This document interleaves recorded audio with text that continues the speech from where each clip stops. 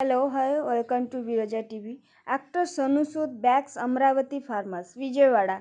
Actor Sonu Sood on Thursday extended his support to farmers of Amaravati, who have been protesting for more than 600 days against the shifting of the state capital.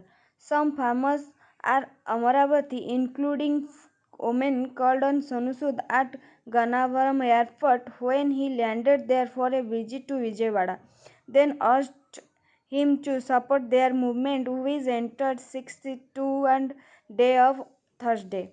The actor, who has been playing Good Samaritan since COVID-19 pandemic broke out last year and has been lending a helping hand to people in districts, assured the farmer that he is with them. Of course, I am with you, he told farmers when they sought his support. Farmers has been protesting at various places in Amaravati over the state government plan for reunification of the state capital. They are demanding that Amaravati be trained as the single state capital. Thank you.